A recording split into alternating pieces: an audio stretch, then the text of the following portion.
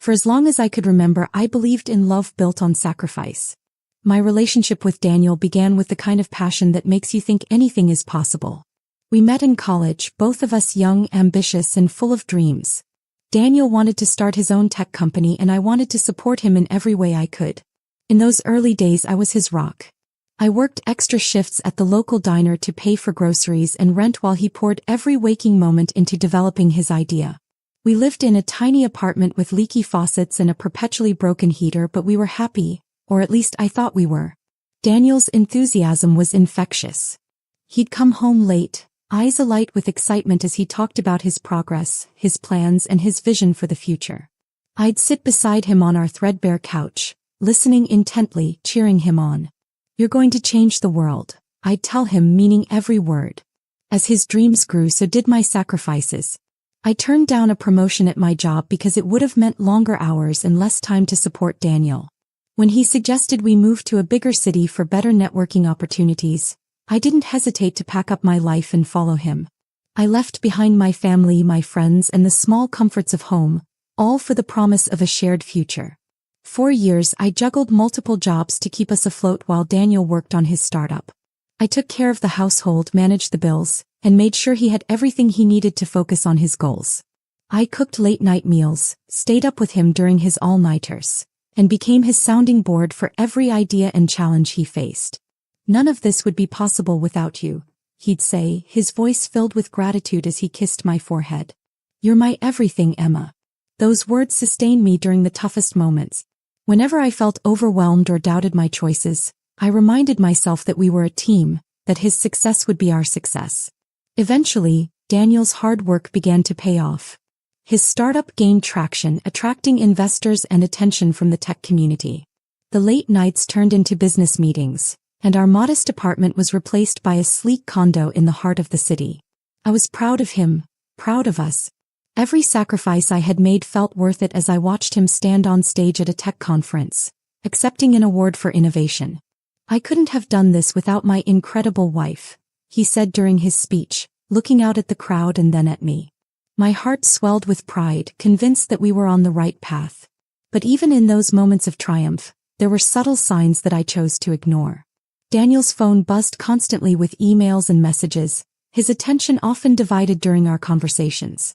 The romantic dinners we used to enjoy became hurried meals in front of his laptop.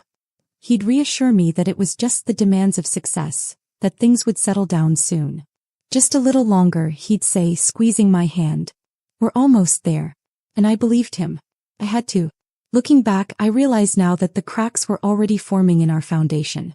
But at the time I couldn't see it. I was too focused on holding everything together, too invested in the life we had built to question whether I was truly happy. I poured every ounce of myself into supporting Daniel, believing that my sacrifices were a testament to my love and commitment. I didn't realize that I was slowly losing pieces of myself in the process. Little did I know the life I had worked so hard to build was about to unravel in ways I could never have imagined.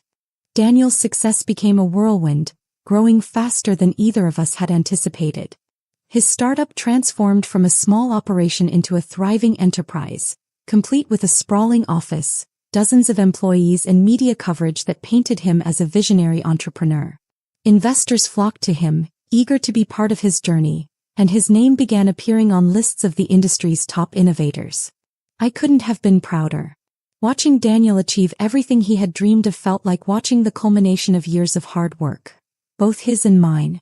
But as his star rose higher, the cracks in our relationship deepened, and I started to feel like a supporting character in a story I had once believed we were writing together. The first signs were subtle.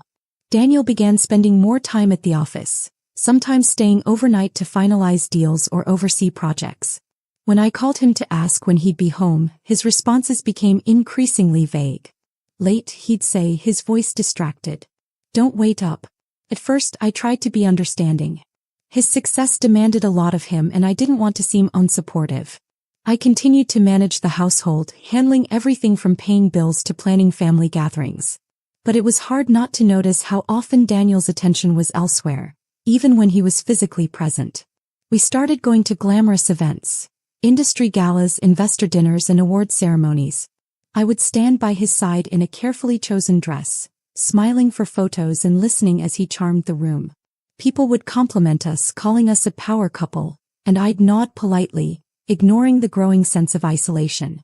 One night, at a particularly lavish gala, I noticed something that made my stomach churn. As Daniel chatted with a group of executives, I saw how effortlessly he laughed and smiled, his charm magnetic. But when he turned to me, his smile didn't quite reach his eyes. "Everything okay?" I asked later that evening as we drove home. "Of course," he replied, glancing at his phone. "Why wouldn't it be? You just seem distant lately," I said cautiously. Daniel sighed, putting his phone down. "Emma, you know how demanding this is. I'm doing all of this for us. Can't you just trust me?"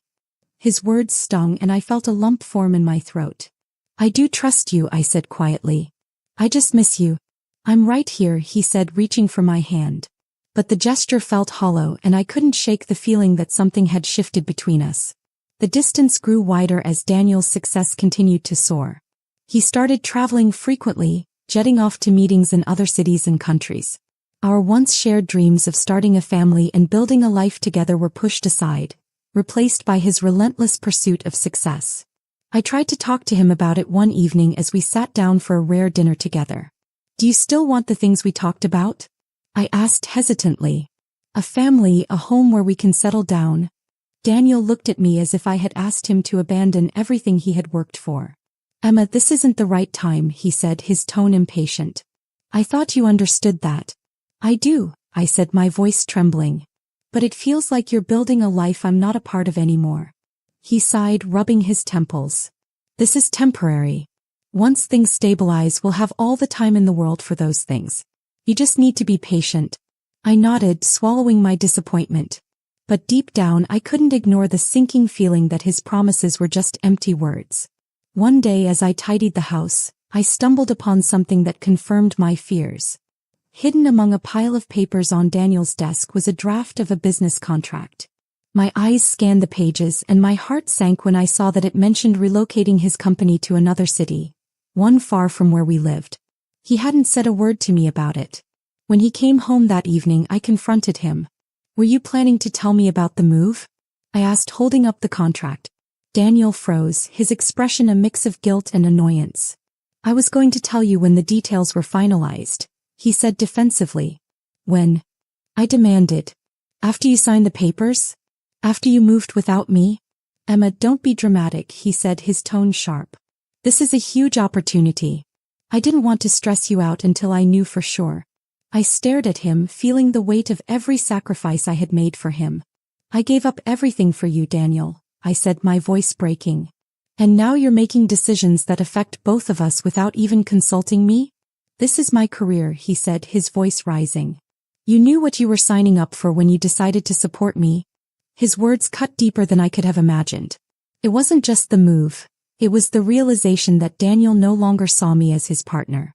I was just someone who made his life easier, someone who had become an afterthought in his pursuit of success. That night, I lay awake, staring at the ceiling and wondering how we had gotten to this point. The man I had fallen in love with, the man who had once promised me the world, felt like a stranger. And for the first time, I began to question whether the life I had sacrificed so much for was worth holding on to. Little did I know the worst was yet to come. The days following our argument were filled with a heavy silence. Daniel and I drifted further apart, our conversations reduced to superficial exchanges about schedules and logistics. He seemed more consumed by his work than ever, and I felt like an afterthought in his life. I tried to convince myself that this was just a rough patch, that all relationships had their challenges. But deep down I knew something was wrong. The man who had once shared his dreams and fears with me now felt like a stranger. One evening as I prepared dinner, I realized that Daniel hadn't texted or called to say he'd be late, again. I sat alone at the table, staring at the empty chair across from me, the food on my plate growing cold. When he finally walked through the door hours later, his shirt rumpled and his tie loosened, I tried to mask my frustration. "Long day?" I asked, keeping my tone neutral. "Yeah," he said, barely glancing at me as he poured himself a glass of water. "Meetings ran over." "I wish you'd let me know," I said softly. He sighed, setting the glass down with more force than necessary. "Emma, I don't have time to check in every hour. You know how demanding this job is. I'm not asking for every hour, I replied, my voice trembling. Just a simple text to let me know you're okay. His dismissive shrug cut through me like a knife. I'll try, he said, his tone making it clear that he wouldn't. As the weeks went on, Daniel's absences became more frequent. He started traveling for work without discussing it with me beforehand, leaving me to find out through vague messages or notes he left on the counter. One weekend he was supposed to return from a business trip in time for our anniversary. I had planned a quiet dinner at home, hoping to reconnect and remind ourselves of why we had fallen in love in the first place. But as the hours ticked by, it became clear that he wasn't coming. When I finally called him, he answered on the second ring, his voice filled with exhaustion. Emma, I'm sorry. I got caught up in meetings and my flight was delayed. You could have told me, I said, trying to keep my voice steady. I didn't want to stress you out, he said dismissively. We'll celebrate another time, okay? Sure, I replied, hanging up before he could hear the tears in my voice. The neglect wasn't just emotional, it became physical too. Daniel stopped noticing the little things he used to love about me. He no longer commented on the way I styled my hair or the dresses I wore, and our intimate moments became rare and mechanical. I started to feel invisible, as though I were fading into the background of his life. Even when we were in the same room, he was miles away, his attention fixed on his phone or laptop. One night, as he worked late in his home office, I stood in the doorway watching him.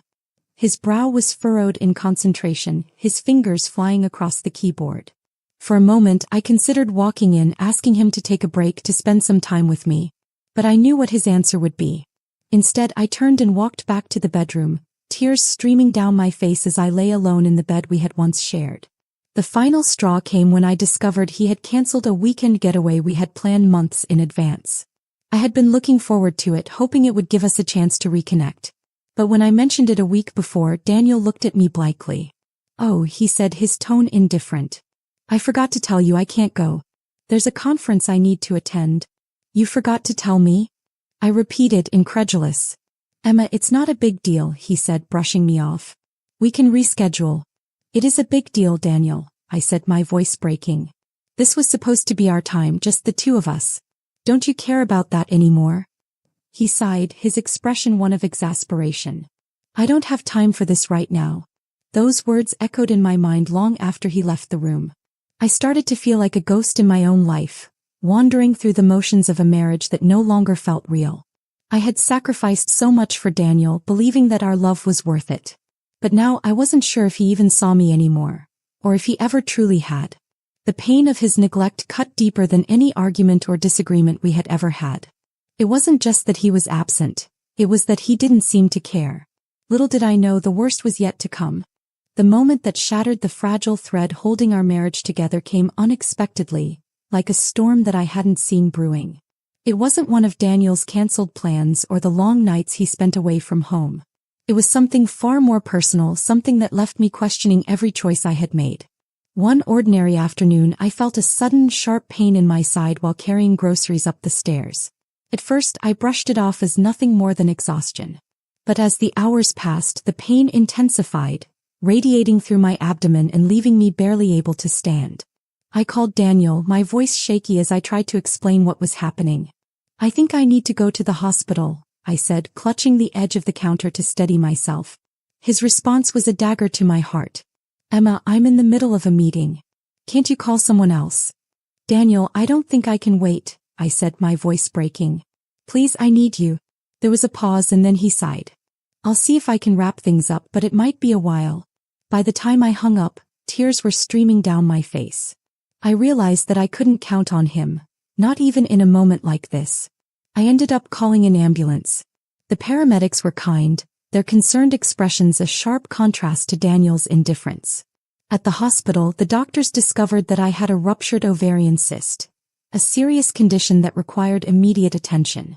As I lay in the sterile hospital bed, the beeping of monitors filling the room, I felt a wave of loneliness wash over me. I had always imagined that if I ever found myself in a situation like this, Daniel would be by my side, holding my hand and reassuring me that everything would be okay. But he wasn't there.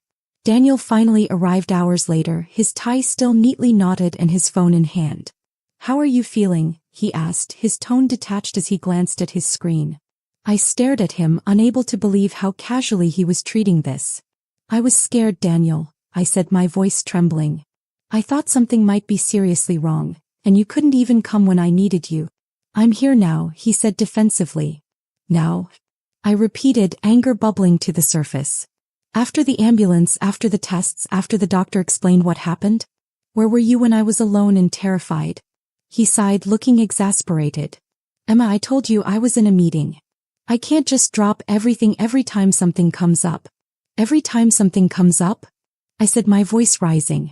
I'm your wife, Daniel. Or have you forgotten that? His silence spoke volumes. That night, as I lay awake in the hospital bed, I made a decision that had been building inside me for months. I couldn't keep living like this, being treated as an afterthought in the life I had sacrificed so much to build. When I was discharged the next day, Daniel picked me up, his demeanor unchanged. The car ride home was silent, tension hanging thick in the air. As we pulled into the driveway, I turned to him, my heart pounding. We need to talk, I said, my voice steady despite the storm inside me. Emma, I'm exhausted, he replied, stepping out of the car. Can it wait?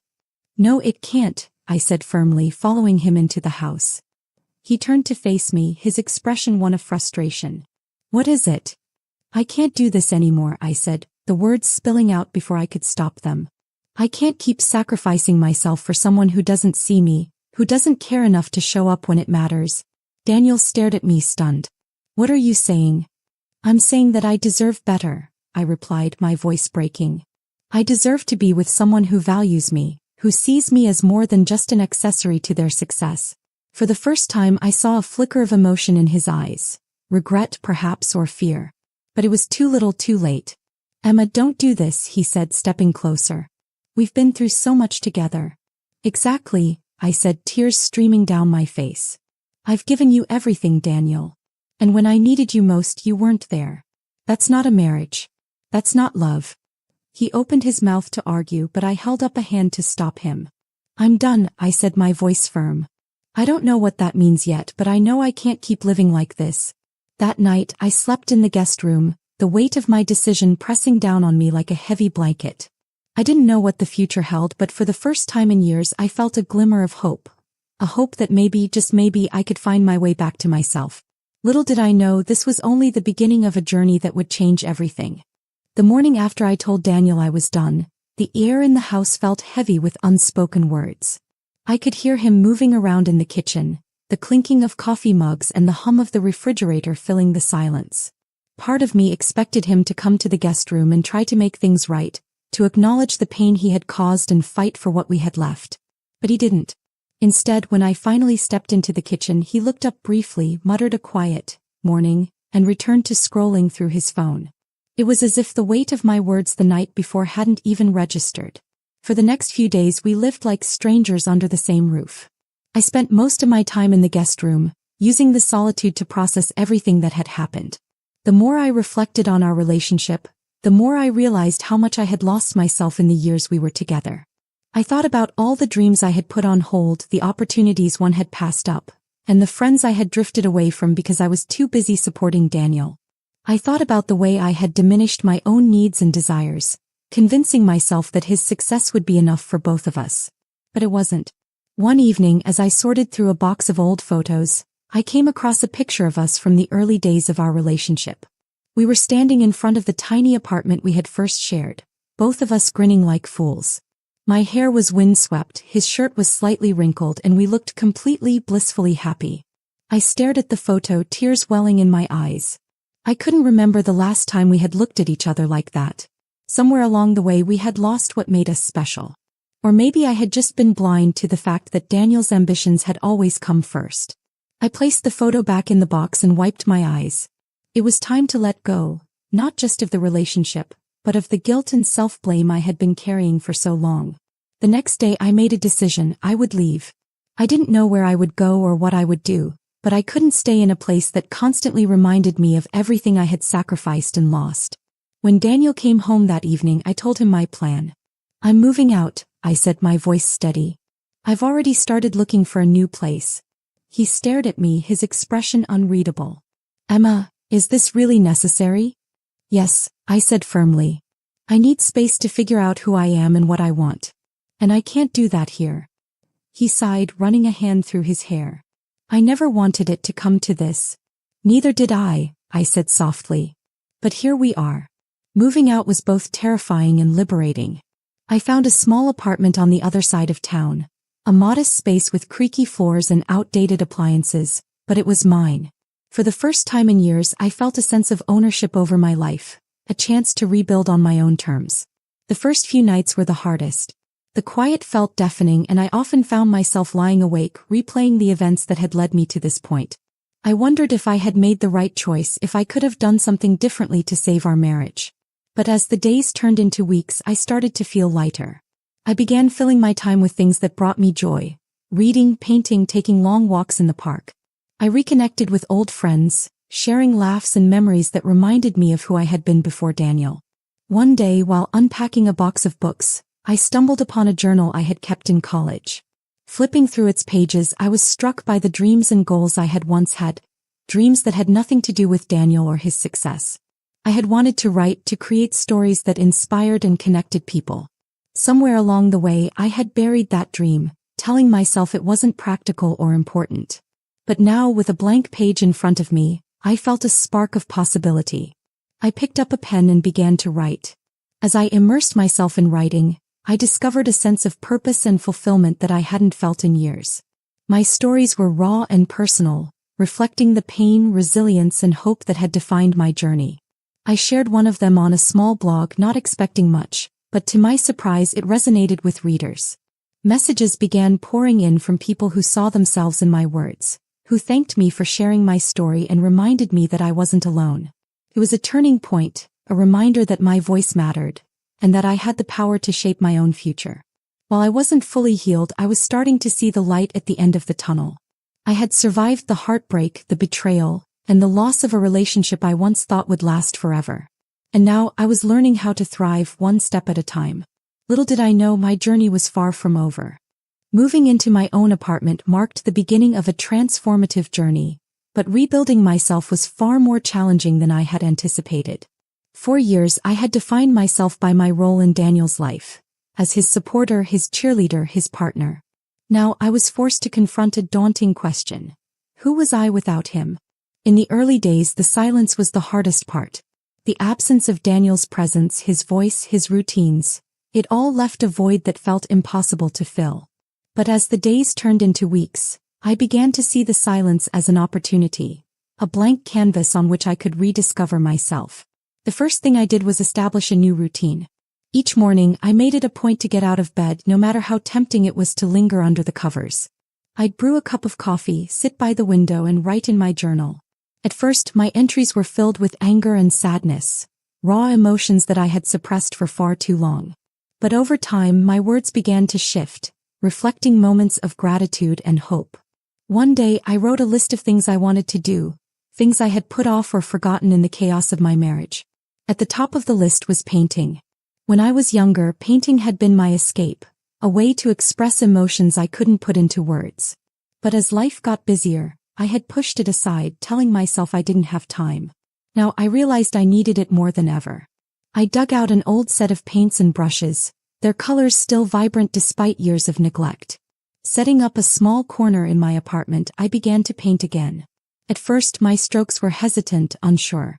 But as I lost myself in the process, I felt a sense of freedom that I hadn't experienced in years. My first painting was simple, a landscape of rolling hills and a golden sunset. But to me it was a masterpiece, a symbol of my first step toward reclaiming my identity. As I painted, I began to reconnect with parts of myself that I had forgotten. I rediscovered my love for cooking, experimenting with new recipes and filling my tiny kitchen with the comforting aroma of homemade meals. I started reading books I had always meant to read, losing myself in their pages late into the night. Each small act of self-care felt like a victory, a reminder that I was capable of creating a life that brought me joy. One of the most unexpected parts of my journey was reconnecting with old friends. When I reached out to them, unsure of how they would react after years of distance, I was met with nothing but warmth and understanding. "Emma, we've missed you," Clara said during our first coffee date, her smile lighting up the room. "I've missed you too," I admitted, tears threatening to spill. Our conversations were a lifeline, filled with laughter and the kind of honesty that only old friends can provide. Clara reminded me of who I had been before Daniel, of the vibrant, ambitious woman who had once dreamed of conquering the world. As I rebuilt my life, I also began to explore new opportunities. Inspired by my paintings, I started sharing my work on social media. To my surprise, people loved it.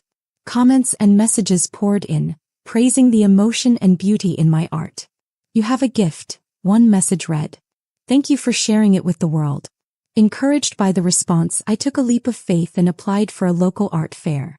When I received the acceptance email, I couldn't believe it. For the first time, I felt like I was doing something for myself. Something that was entirely mine. With each passing day, I grew stronger. I wasn't just surviving, I was thriving. My journey wasn't linear. There were still moments of doubt and sadness, nights when the loneliness felt overwhelming. But those moments no longer defined me. I began to see my pain as a source of strength, a reminder that I had the power to endure and overcome. And as I looked around at the life I was building, filled with art, friendship, and purpose, I realized that I was becoming the person I was always meant to be. Life has a way of surprising you when you least expect it. Just as I was starting to feel settled in my new routine, an opportunity came along that I never could have anticipated.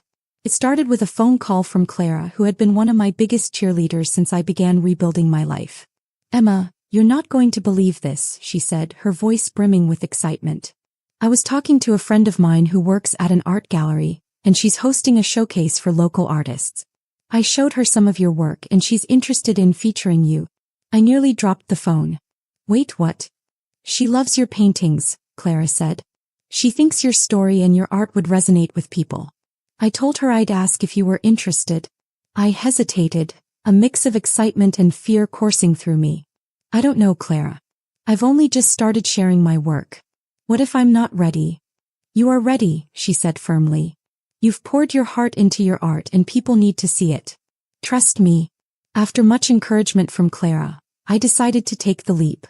I met with the gallery curator, a warm and enthusiastic woman named Sophia, who immediately put me at ease. "Your work is beautiful, Emma," she said as we sat in her office, surrounded by paintings and sculptures. "It's raw and emotional in a way that feels deeply personal. I think it will really connect with people." Her words filled me with a sense of validation I hadn't realized I was craving. For so long, I had doubted my abilities, questioning whether my art was good enough to share with the world. But hearing her praise gave me the confidence to move forward. Preparing for the showcase was both exhilarating and nerve-wracking. I spent countless hours in my little studio, fine-tuning each piece and pouring my emotions onto the canvas. My paintings reflected the journey I had been on. The pain of betrayal, the loneliness of starting over, and the strength I had found within myself. One evening, as I worked on a particularly emotional piece, Clara stopped by with a bottle of wine and a wide smile. "How's it going?" she asked, handing me a glass. "It's overwhelming," I admitted, taking a sip. "But in a good way." She looked around at the paintings, her eyes glistening with admiration. "Emma, this is incredible. I hope you know how proud I am of you." Her words brought tears to my eyes. "Thank you," I said, my voice thick with emotion. The night of the showcase arrived and I was a bundle of nerves. The gallery was filled with people, art enthusiasts, friends, and strangers alike. As I walked through the space, I overheard snippets of conversations about my work. "This one is so powerful," a woman said, gesturing to a painting of a woman standing alone on a stormy cliff. "You can feel the emotion pouring out of it." "I love how personal these pieces are," another person commented. "It's like you're getting a glimpse into the artist's soul." Hearing those words filled me with a sense of pride and accomplishment. For the first time in years, I felt truly seen, not as someone's wife or someone who had been betrayed, but as an artist with a voice of her own. Toward the end of the evening, Sophia approached me with a beaming smile. "Emma, your work has been the highlight of the showcase. Several people have expressed interest in purchasing your pieces." I stared at her, stunned. "Really?" "Really," she said, her eyes sparkling. "You have a gift and people are drawn to it." Her words felt like a turning point, a moment that marked the beginning of a new chapter in my life. As I left the gallery that night, I couldn't stop smiling. The opportunity to share my art had reminded me of my own resilience, my ability to create beauty out of pain. It was a reminder that my story wasn't over, that I was capable of achieving things I had once thought impossible. As the gallery showcase continued to bring attention to my artwork, I found myself surrounded by new opportunities and, unexpectedly, new people. Among them was Liam, a fellow artist whose work was also featured in the exhibition.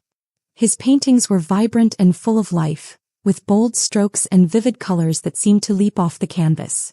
We were introduced at the gallery's closing reception, where he approached me with an easy smile. "You must be Emma," he said, extending a hand. "I've been hearing a lot about you, and your incredible work." I shook his hand, smiling shyly. "Thank you. Your paintings are amazing too. The colors are so striking." "Thanks," he said, his hazel eyes warm. "But I have to say there's something about your pieces that really hit me. They're raw and honest in a way that's hard to find." His compliment caught me off guard and I felt a blush rise to my cheeks. "That means a lot," I said softly. Liam and I struck up an easy conversation that evening, finding common ground in our shared love for art. Unlike the people I had encountered during Daniel's rise to success, Liam wasn't interested in pretenses or appearances. He was genuine, curious, and refreshingly down-to-earth. Over the next few weeks, we began meeting for coffee or lunch, our conversations ranging from art and inspiration to life and the challenges we'd faced. Liam had his own story of heartbreak, an engagement that had ended abruptly when his fiancée decided she wasn't ready for marriage. "It broke me for a while," he admitted one afternoon as we sat in a cozy cafe. "But it also taught me a lot about myself. Sometimes the things we think we can't survive end up making us stronger." His words resonated deeply with me. "I know what you mean," I said, stirring my tea. "There were moments when I thought I'd never get through everything with Daniel. But now I can see how it's shaped me into who I am today." Liam nodded, his hazel eyes thoughtful. "You're stronger than you give yourself credit for, Emma. That strength shows in everything you do, your art, your presence, the way you carry yourself." His compliment lingered with me long after our conversation ended, filling me with a sense of validation I hadn't realized I needed. One day, Liam invited me to visit his studio, a sunlit space filled with canvases, brushes, and the faint smell of turpentine. "This is where the magic happens," he said with a grin, showing me around. I was struck by the energy of his work, the boldness of his colors, the confidence in his strokes. "Your paintings are incredible," I said, running my fingers lightly over the edge of a canvas. "Coming from you, that means a lot," he replied. As we spent the afternoon painting side by side, I felt a sense of ease that I hadn't experienced in years. Liam didn't try to fix me or push me into anything I wasn't ready for. He simply listened, encouraged, and made me laugh when I needed it most. Our friendship became a source of strength and comfort, a reminder that I didn't have to navigate my journey alone. Liam wasn't trying to replace what I had lost or fill the void left by Daniel. He was simply there, offering support and understanding without expectations. One evening, as we walked along the river after dinner, he turned to me with a smile. "You know, Emma, you're not just an amazing artist. You're an amazing person. And anyone who can't see that doesn't deserve to be in your life." His words brought tears to my eyes. "Thank you, Liam," I said, my voice trembling. "I don't think I've ever had someone believe in me the way you do." "I'm just telling you the truth," he said, his smile soft and genuine. As my friendship with Liam deepened, so did my confidence in myself. His unwavering support reminded me that I was capable of standing on my own 2 feet, of pursuing my dreams without fear. And while I wasn't ready to think about a new relationship, I couldn't deny the warmth that blossomed whenever Liam was around. For the first time in a long time, I felt seen, not as someone's wife or someone who had been betrayed, but as myself. And that feeling was worth more than I could put into words. The months following the gallery showcase were transformative in ways I could never have imagined. My artwork gained more recognition, with several pieces selling to private collectors and a few inquiries about commissioned work. For the first time in years, I felt like I was building something that was entirely my own, something that wasn't tied to anyone else's dreams or expectations. I poured myself into my art, spending hours in my small studio creating pieces that reflected not only my journey but also the emotions I had suppressed for so long. Each stroke of the brush felt cathartic, a way to release the pain, anger, and sadness that had once consumed me. Opportunities began to flow my way in a way that felt almost surreal. A local arts organization reached out, asking if I'd be interested in teaching a weekend workshop for aspiring artists. At first I hesitated, unsure if I was qualified to teach. But Clara, ever the supportive friend, nudged me forward. "Emma, you have so much to offer," she said over coffee one morning. "Your story, your talent. It's inspiring. People will want to learn from you." With her encouragement, I accepted the offer. Standing in front of a group of eager students on that first day, I felt a mix of nerves and excitement. But as I began to share my techniques and the stories behind my work, I saw how engaged they were, how much they connected with what I had to say. By the end of the workshop, I was buzzing with energy. One of the participants approached me afterward, a young woman with a shy smile. "Thank you for today," she said. "Your story really resonated with me. It's inspiring to see someone turn something painful into something beautiful." Her words stayed with me long after the workshop ended, a reminder of the impact my journey could have on others.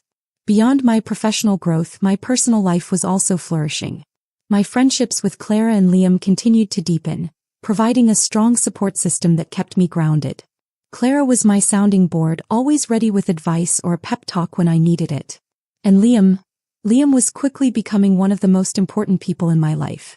We spent countless afternoons together, painting side by side or exploring new corners of the city. He had a way of making me laugh, of making me feel at ease even on my toughest days. His presence was a constant reminder that I didn't have to face life's challenges alone.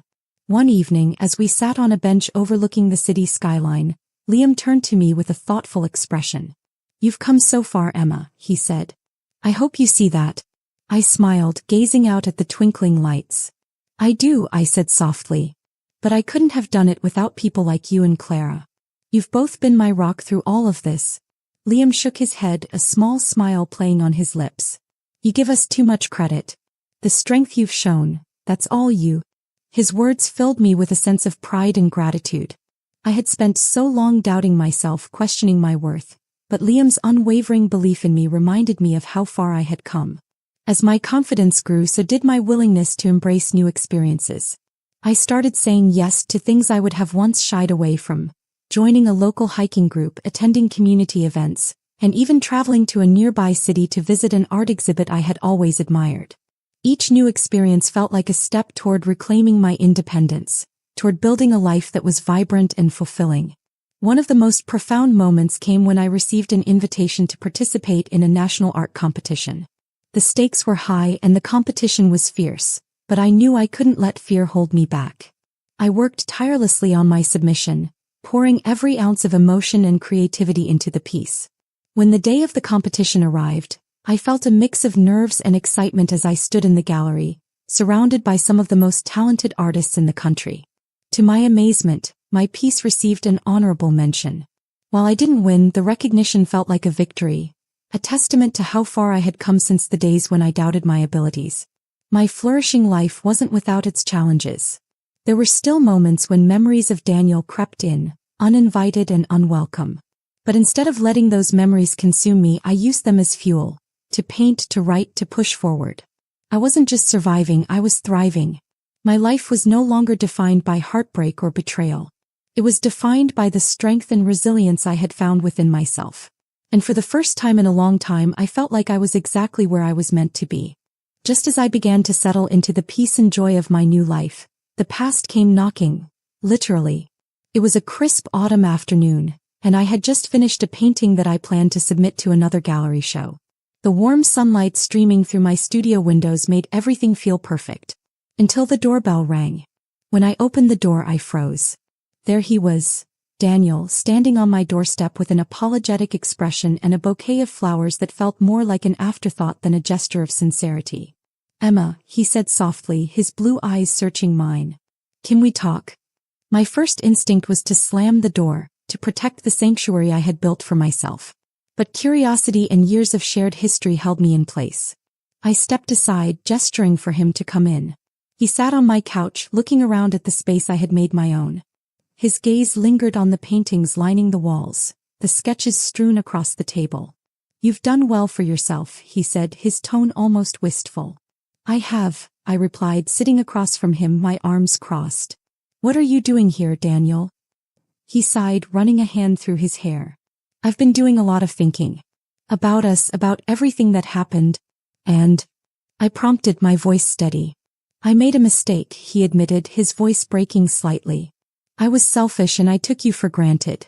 I didn't realize what I had until I lost you. His words were everything I had once longed to hear. But now they felt hollow. Daniel, do you even understand what you put me through? I asked, my voice tinged with both sadness and anger. The neglect, the betrayal, the way you abandoned me when I needed you the most?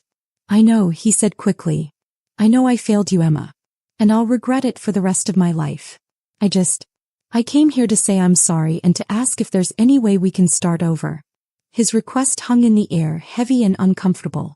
I thought about the years I had spent supporting him, the sacrifices I had made, and the pain I had endured when he left. I thought about the nights I had cried myself to sleep, wondering if I would ever feel whole again. And then I thought about the life I had built since. One filled with purpose, passion, and people who truly cared about me. Daniel, I began, my voice calm but firm, I'm glad you're taking responsibility for your actions. But your apology doesn't erase what happened. It doesn't change the fact that you broke my trust, or that I've spent the last year rebuilding my life without you. He looked down at his hands, his expression one of regret. I know I don't deserve a second chance, he said quietly. But I still love you, Emma. His words might have undone me once, but now they felt like an echo of a life I no longer wanted. Love isn't enough, Daniel, I said, standing up. It wasn't enough when we were married and it's not enough now. I've moved on, and I'm not willing to jeopardize the happiness I've found to go back to something that hurt me so deeply. He nodded slowly, his shoulders slumping as he stood to leave. I understand, he said, his voice barely above a whisper. For what it's worth, I'm proud of you, Emma.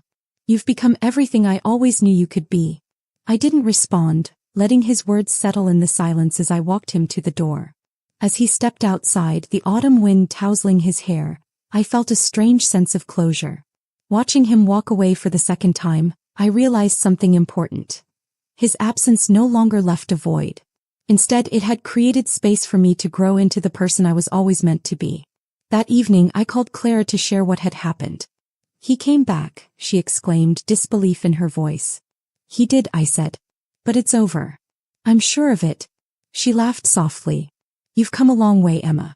I hope you're proud of yourself. I am, I said, smiling as I gazed at the painting I had finished earlier. I really am. The experience with Daniel reaffirmed what I already knew. My happiness didn't depend on him, or anyone else. It was something I had built for myself through resilience, hard work, and a refusal to let my past define me. The days following Daniel's unexpected visit felt like a whirlwind of emotions. While I was proud of how I had handled the situation, his presence stirred memories I had worked so hard to let go of. But instead of letting those feelings consume me, I channeled them into my art, turning the experience into a vivid painting of closure and renewal. One afternoon, as I stared at the finished piece, a wave of clarity washed over me. For the first time, I felt free, not just from Daniel but from the version of myself that had been defined by my sacrifices and his neglect. I wasn't that woman anymore. I had grown, flourished, and reclaimed my identity. Liam was one of the first people I shared the painting with. He visited my studio that evening, his hazel eyes lighting up as he took in the piece. Emma, this is incredible, he said, stepping closer to examine the bold strokes and vibrant colors. It's like you've captured everything you've been through and turned it into something beautiful. That's what I was hoping for, I said, smiling. It's my way of letting go. He turned to me, his expression serious. You've let go of the past, Emma, but you've also built something extraordinary in its place. I hope you realize how far you've come. I do, I said softly. And I couldn't have done it without the support of people like you and Clara. You give us too much credit, Liam said with a grin. This has always been your journey, Emma. We're just lucky to be part of it. The closure with Daniel gave me the strength to set firmer boundaries in my life. I realized that I didn't owe anyone an explanation for prioritizing my happiness, not even those who had once played significant roles in my story. When Daniel reached out a few weeks later, asking if we could meet for coffee just to catch up, I politely declined. I appreciate the gesture, but I don't think it's a good idea, I texted. I've moved on and I hope you can too. His reply was brief, I understand. Wishing you the best. And with that, the chapter closed completely. With Daniel out of the picture, I turned my focus fully to my art and the relationships that mattered most. My bond with Liam continued to deepen, and I found myself looking forward to our time together more than I cared to admit. One evening, as we sat on a blanket under the stars, sharing a bottle of wine and laughing about something ridiculous, Liam's laughter faded, replaced by a thoughtful expression. "Emma," he said, his voice quiet but steady. "I've been wanting to tell you something." I looked at him, my heart pounding in anticipation. "What is it?" He hesitated for a moment, then met my gaze. "I care about you. More than just as a friend. And I know you've been through a lot, but I need you to know how I feel." His words took my breath away. For so long, I had been hesitant to let anyone get too close, afraid of being hurt again. But with Liam it was different. He had been there for me through some of my darkest moments, offering support without expectation, and his presence had become a source of comfort and joy. "I care about you too," I said, my voice barely above a whisper. His smile was slow and genuine, and in that moment I felt a warmth I hadn't experienced in years. A feeling of being seen, valued, and loved for exactly who I was. As Liam and I navigated the beginnings of a relationship, I realized that love didn't have to be about sacrifice or loss. It could be about growth, partnership, and mutual respect. With Liam, I didn't feel like I had to give up pieces of myself to make things work. Instead, I felt like I was finally able to be my whole, authentic self. One afternoon, as we walked through the park hand in hand, Liam turned to me with a grin. "You know, Emma, I always knew you'd find your way. I just feel lucky to be part of the journey." I smiled, squeezing his hand. "I feel lucky too." Standing my ground with Daniel had been one of the hardest things I'd ever done, but it had also been one of the most liberating. It taught me that my worth wasn't tied to anyone else's validation, and that I had the power to create a life that was entirely my own. As I looked around at the life I had built, filled with love, art, and endless possibilities, I felt a sense of gratitude for every step of the journey, even the painful ones. The journey that had started in heartbreak and despair had finally brought me to a place of peace and fulfillment. My life, once defined by sacrifice and longing, was now a reflection of resilience and self-discovery. I had created a life I could truly call my own, and for the first time in years I felt like I was exactly where I was meant to be. The months following my decision to move on from Daniel were filled with milestones, each one a testament to how far I had come. My art career continued to flourish, with galleries reaching out to feature my work and commissions pouring in from people who connected with the emotion in my pieces. One of the most meaningful moments came when I was invited to give a talk at a prestigious art event. Standing on stage, sharing my story with a room full of aspiring artists, I felt a sense of purpose that went beyond words. "My journey wasn't easy," I said, my voice steady as I looked out at the audience. "But it taught me that even in our darkest moments, we have the power to create something beautiful." Art gave me a way to process my pain, to find my voice, and to rediscover who I am. And I hope it can do the same for you. The applause that followed was overwhelming, but it wasn't the recognition that mattered most. It was the knowledge that my story had resonated with others, that I had turned my pain into something meaningful. On a more personal level, my relationship with Liam had grown into something I hadn't dared to hope for. He was patient and understanding, never pushing me beyond what I was ready for but always encouraging me to dream bigger. One evening, as we walked along the beach, the setting sun painting the sky in hues of orange and pink, Liam turned to me with a soft smile.